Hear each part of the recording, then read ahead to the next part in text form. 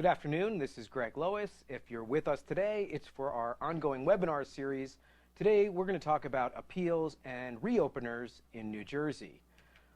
This is part of our overall New Jersey webinar series, which is going to culminate next month in our final topic in the webinar series, and then it will restart. If you've been following along, you know these webinars essentially follow the chapters in my book, and each one has sort of built on the one that went before. So we went through the basics of what are the defenses and what kind of claims are acceptable and what are the benefits, and then what do we do in trial and litigation and how we hire IMEs, and then again exposures, analysis. Now we're in the appeals. Next month we're going to talk about the second injury fund, so sort of some higher order topics, and then we're going to start right back over. So if you've missed something, feel free to join us again, because we're going to go right back through the topics all over again.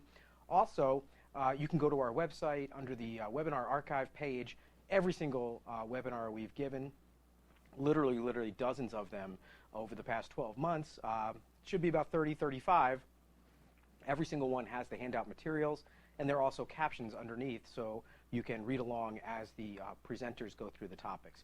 All right, that's a little bit of our housekeeping. Let's move into today's topic. Today we're going to talk about the differences between the different types of settlements which are available under the New Jersey Workers' Compensation Act. We're going to talk about what happens when there is a judicial order. We're going to talk about who can reopen. Can we as the respondent reopen? Can the petitioner reopen? We're going to talk about commutations. I get a lot of questions about commutations from clients. And then we're going to talk very briefly about appeals. All right, settlement types in New Jersey. Settlement. These are compromise, negotiated resolutions to litigated claims. Every single workers' compensation claim needs to be settled before a workers' comp law judge. This is whether or not the petitioner has an attorney. The petitioner is smart enough to say, you know what, I don't need an attorney to take a portion of my award. I'm going to handle this on my own. Reaches a settlement with a workers' compensation carrier or employer. That still has to go before a workers' compensation law judge. There is absolutely no out-of-court settlements allowed under our New Jersey Workers' Compensation Act. The two settlement types which are allowed under the law come from two different sections of the law. Section 20, this is the one that where motivates me and what I'm excited about. Section 20s are lump sum, full and final dismissals without the potential for reopener. The other type of settlements are Section 22 settlements. Those are often called order approving settlement. And in those cases, the amount of permanent residual disability is resolved, as are most of the other issues in the case, but the petitioner can come back. So our goal, generally speaking, is to try to get the case to resolve by way of a Section 20 lump sum dismissal.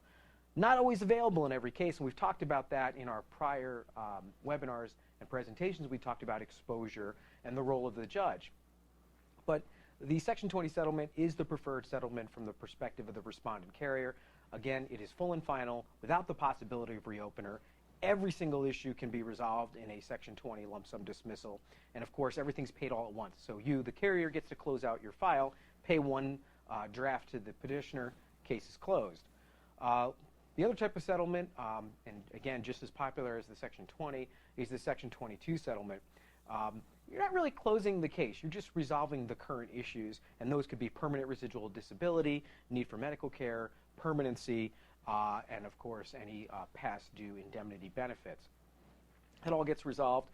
It will be approved by a workers' compensation law judge. The challenge or the problem with Section 22s is they can be reopened. Now, when they are reopened, we're going to steer that towards a Section 20 lump sum dismissal. And we tell most of our clients that when the case is reopened, you're then going to get that Section 20, that full and final.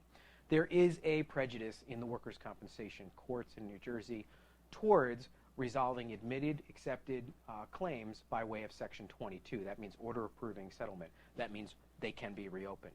That's just an institutional bias. The workers' compensation law, the act itself, under Section 20 says that in order for a case to be appropriate for a Section 20 lump sum dismissal, there has to be some jurisdictional or causality problems with the case. Well, let's be frank. We're lawyers. We could always come up with a jurisdictional or causality problem with the case, including a difference or dispute between the experts as to the nature and extent of permanent residual disability. However, I just want to be clear that is a sort of institutional bias.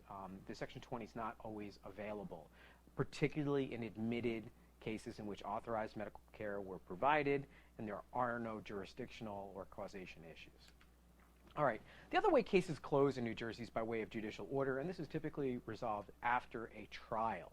Okay, so there's been a trial, and the judge has then given an opinion in regards to the nature and extent of permanent residual disability, or what body parts are injured, or any other issue in the case. Now, let's talk about reopeners, because reopeners are so much more common than appeals or other types of post-trial relief or issues that we confront. And frankly, they annoy my clients. Statistically, something like 18 to 20% of all cases that are on the current docket are reopeners. And it's why you'll see cases with claim petition numbers some 2010, 2011, 2012, 4, 5, 6, 7, 8 years ago, still on our dockets. It's because the petitioner received that award of permanent residual disability, and then within 2 years came back to the workers' comp court and said, my condition has materially worsened, and I am due more benefits, or I need more medical treatment. Now, technically a reopener is actually called an application for modification or review, and technically it can be filed by the respondent as well. We see that extremely rare for that to happen. But you can, as the respondent, say, look, Judge, this person still works for us. We're still paying them permanent residual disability, but by the way, Judge, look, they're fine. They're working overtime, working 2 jobs. They've taken on a more strenuous job. How can there be any permanent residual disability? Let's review that. That would only be really appropriate in a case, for example, where perm total benefits or dependency benefits were issued and something changed, or in the case where there has been a permanent residual disability benefit and then a market change in condition while you're still paying benefits. All right. Anyway, reopeners, they're annoying. They come back, but typically the judges will then, at the time the reopener is brought, allow a Section 20 lump sum dismissal. And why? Because petitioners have a very difficult burden to prove that their condition is materially worsened. Usually we don't see them having new interim medical care. Nothing's really changed. It's just, I'm back here because I want more money. I got a letter from my attorney that reminded me it's been 2 years since I last recovered in this court. Give me more money. And that's typically why these things come back. So for all those reasons, much more likely to get a Section 20 lump sum dismissal at the time of reopener in New Jersey. All right. Let's talk about commutations. My clients ask me all the time, Greg, can we get a commutation in this case? I don't want to pay this award out over the next 620 weeks, or more typically 120, 180 weeks. Greg, can I just pay this out all at once? No, you can't. Okay, Greg, can you go ask them to commute those payments? Tell them they want it all now because they're going to build a deck on their house. Okay, we can approach petitioner's counsel and ask them to file a commutation, but they're very rarely granted. A commutation would be where the petitioner comes to the court and says, listen, I'm getting this award. It's dribs and drabs. It's coming in $200 a week for the next 200 weeks. I really want to go back to school and get my degree so I can get a better job. Can you commute $10,000 of my ongoing benefit so that I can pay for tuition? Or I want to open a landscaping business and I need $10,000 worth of tools.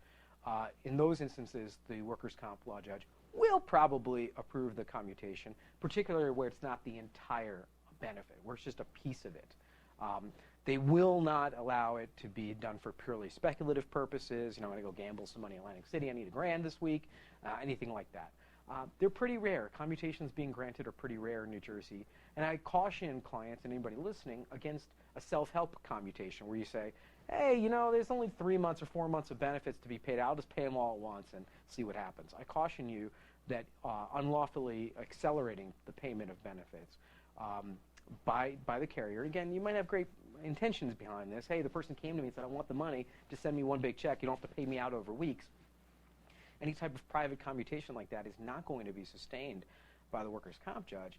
And if the petitioner wants to, they'll still make you pay them the weekly schedule, and you might get a penalty. So I'd caution anybody about a self-help or out-of-court commutation. If there is going to be a commutation, it needs to be approved by the workers' comp judge. All right. Let's talk briefly about appeals. Appeals are relatively rare in New Jersey. There is just not a ton of appellate activity in New Jersey. Every year, 12 to 15 meaningful appellate decisions come out that affect the way we practice. It's just not a big deal. And I contrast that with my practice in New York, where there are a tremendous number of appeals, and my office probably appeals 10 to 15 cases a month in New York. 10 to 15 cases in 10 to 15 years is more like it in New Jersey. Okay, so appeals are relatively rare. We can appeal final decisions. I caution counsel that are watching these webinars that New Jersey's appellate briefing rules now require that in the point headers for each one of the points you raise in your appeal, you're arguing some substantive, jurisdictional argument, you have to have raised that in the court below, and you have to give a transcript reference to where you raised it in the court below. So the New Jersey briefing standards, which used to be kind of a little bit more lax, are much more difficult now. Make sure you absolutely preserve your objections in the record below if you're considering appeal in New Jersey. Absolutely all final decisions can be appealed, and typically this would be orders following trials or judgments. There are some decisions in a motion for med in temp. Once money has moved, you can then make those appeals. It is not correct that decisions on motions for med in temp in New Jersey you have to wait until the end of the case. In fact, I caution you that you may be sitting on your rights if you do such a thing. Once benefits have been paid and money moves, then the issue is joined and is no longer interlocutory. I'd also caution, particularly counsel, about not consenting to decisions you're not happy with. When the judicial order comes out, don't sign it. I write on there, I agree to the form, but do not consent, because essentially I'm not consenting because I'm going to preserve that opportunity to appeal. Appeal is relatively rare in New Jersey. It's relatively inexpensive in terms of the briefing standards, and that is contrasted with other states. Appeal from a workers' compensation law judge is directly to the appellate division of New Jersey's Superior Court. There is no interim level of appeal. There are no panels of workers' comp judges or anything like that. The appeal is, as of right, immediately to the Superior Court. All right, let's take a look at all of the different resolution types and case types that we've talked about so far, and this is really over the entire webinar series. Section 20 settlement. Can it be appealed? Absolutely not. It is full and final. It is closed. Can it be reopened? Absolutely not. That's the benefit to it. It cannot ever come back. Can it be commuted? Well, it's really not applicable because they're getting all the money all at once anyway. There's no need to commute it. Section 22 settlement, often called the order approving settlement, or just OAS. Can it be appealed? No. Again, you signed it, or your counsel signed that settlement. You're consenting to it, right? There's no objection there. Can it be reopened? Yes. The petitioner can come and reopen that within 2 years. Can it be commuted? Yes, the petitioner can file a motion to commute it. An order of the workers' compensation judge, and typically, again, orders received after trial. Can it be appealed? Yes, absolutely. Can it be reopened? Yes, just like any other order approving settlement, absolutely. And how about commuted? Yes, it can be commuted, but the petitioner has to request it. All right, this is a little bit about post-trial activity, and really that's predominantly reopeners, a little bit about appeals. There's a lot more about appeals in my workers' comp handbook. There's an entire chapter in the book I wrote for LexisNexis, which is the New Jersey Practice Guide. Please take advantage. I'm just so pleased at how many people attend these webinars. Please take advantage of our offers to send you a handbook. Please check out our website. I mean, every month we have at least a dozen new articles, videos, podcasts, all about workers' compensation law in New York and New Jersey. And of course, our newsletter, you can sign up for that on our website as well. All right, next month we're going to be talking about New Jersey Second Injury Fund. This is going to be a very useful topic because the Second Injury Fund is still functioning in New Jersey and does give us relief in the most disabling injuries where the petitioner remains or is now permanently and totally disabled. This is the chief avenue for relief to us as the employer carrier, the chief way of reducing exposure. Next month is going to be pretty complicated because I'm going to actually go through the different examples that involve calculations and show how participation of the Second Injury Fund truly reduces our exposure dramatically. And then in April, our curriculum will restart, and we'll go right back to the basics and start again running right through the basics from an injury occurred at work, what happens next, all the way through our entire webinar curriculum. All right, so thanks for joining us. Have a great day.